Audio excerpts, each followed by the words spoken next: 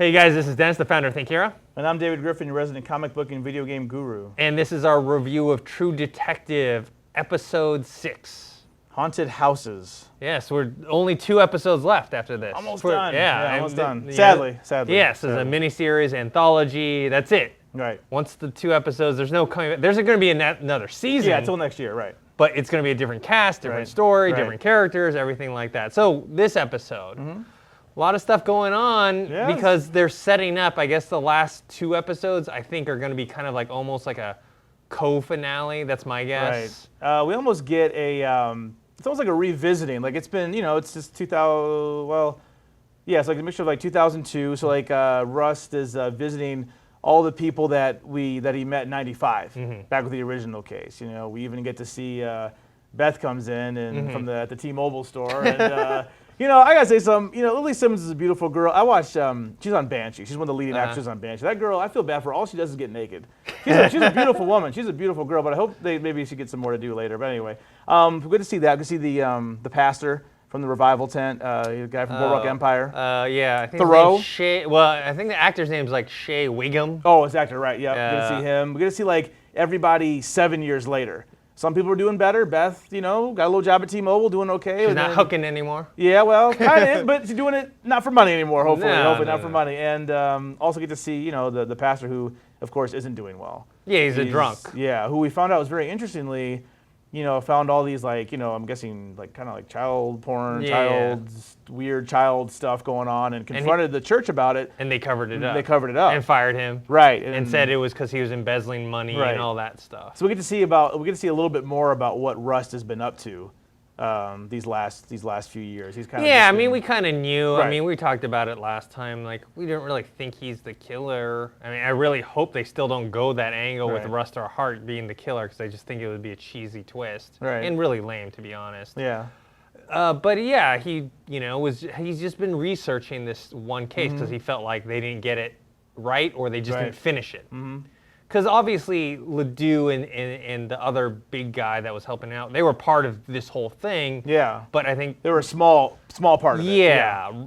But with Rust, he knows there's something bigger. This big, large man with scars. Right. It's like this pastor. Maybe he might know something. The guy who's head of the not the pastor, but the head of the organization. The school. Yeah. The Tuttles. Tuttles. Yeah. The Tuttles. I mean, It's interesting because, that one of the guys that they were interrogating at one point during the series said that, like, there were, like, rich men or, like, powerful men. Yeah. It wasn't just, like, some hillbillies in the middle of nowhere. It was, like, powerful men kind of in control of this. So you wonder how far up this goes, the ladder, how high it goes with whoever's behind all this, the Yellow King and all that stuff. And it definitely has something to do with the whole Tuttle organization and either the head of that is the why part are there no of this, records? There's no records, But and then also we with the whole affair thing. That's the big part, Maggie. As soon as she came in that apartment, I'm like, oh, it's on. She had a little skirt on. I was like, it's on. Well, a little dress. Well, Maggie tried to sleep with this total stranger, but couldn't.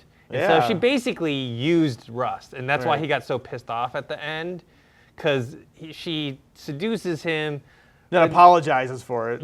Not because she wants him, even though there has been sexual tension between the two over, I don't know how many years it's been since she met her in the storyline. Right. But it was more because she used him to get back at Hart, because she knows that if he finds out about that, that's it. What cracks me up about this scene, some people have been talking about this, it's funny, is that she walks in there.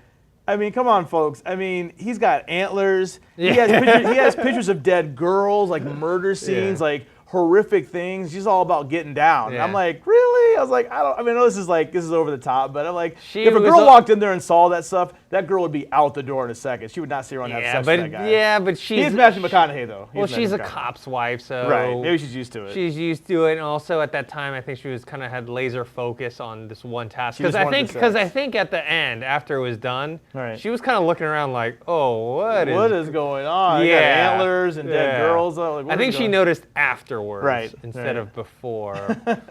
But that kind of led. So now we know what the big thing that led to Rust and Hart's fallout, and how they didn't become partners anymore, and why Rust is not even part of the police force. But it was nice to see towards the end when he flags them, when Rust flags Hart down and they talk. He's like, why don't you buy me a beer? And then I like when Rust looks at his, I think he's driving a Cadillac or something like that. He's like, actually, maybe you should buy me a beer or something.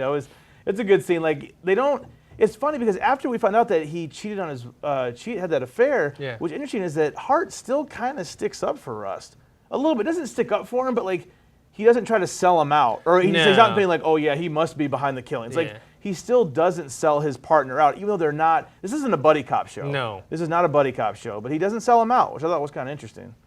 Yeah, and also with the whole affair thing, I thought that was the scene when after she finds the picture, Maggie finds the picture, and then he's taking a shower, and then comes out and watches TV. Like that's when you know you're in trouble. Right. Is when a girl, not when she's screaming at you, when she's quiet. And no emotion. cold. No emotion. Yeah. That's when you're in big trouble. And if you're, I shouldn't say it. That's not nice. I'm not. There's nothing. Again, this is a TV show. I'm not advocating men. You should be honest with your women. Stay faithful. But this is a TV show, so let's talk TV shows. If you're sleeping with another girl, why would you leave pictures on your cell phone on the dresser with your wife living there? It's like, come on now. Come on now. This guy's a detective. He's leaving clues all over the place. maybe it's just like psychologically, maybe he wants to be caught. I don't know, but yeah. And even Maggie in the present day being interviewed, she doesn't want to air her dirty laundry. No. She doesn't want to talk about. She keeps insisting that she had nothing to do with Hart and Cole falling apart. And when asked about, do you know what happened to Hart, after that affair, she's like, oh, I don't know what happened to him. I don't know what could have caused that. I don't know. Yeah. Yeah, I don't know what happened. I don't know what the bad blood is.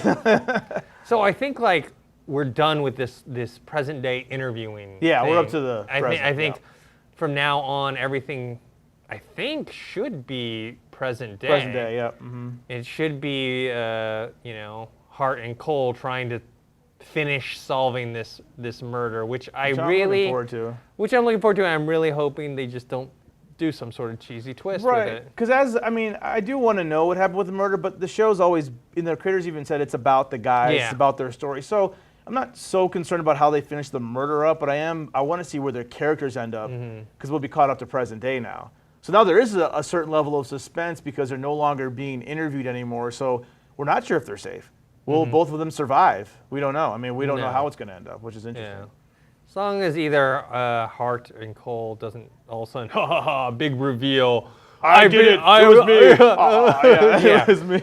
We stay away from that. I think I'll be okay. I think I'll be okay. But, or if it's just some rant like, it was the police chief the whole time. Right. We didn't see. Yeah. But hey, 2 more episodes left. We're almost done. Because I have to say, anyone who's a fan of, I watched The Killing. I like that show, but it falls into that trap of the, let's do a twist. Right. And it's like, you just wasted all this good stuff that you did with some cheesy twist at the end. Yeah. So we'll see. Big ending's coming up. It's coming. All right, guys, so let us know what you thought. You can post your comments below on the website, thinkhero.com, or on our YouTube channel, Think Hero Pro, and make sure to subscribe to that. Just come talk to us on Twitter, chat with us, let us know what Dennis and I, we think about True Detective. Are you liking this season still? Are you still in the show? Are you falling out of it? Or you like it even more? We're at Think Hero. I'm at Griffin DE. And we also have a Facebook page. That's facebook.com/ThinkHeroFans. And make sure you like that page and share our video on Twitter and other social networks. Right.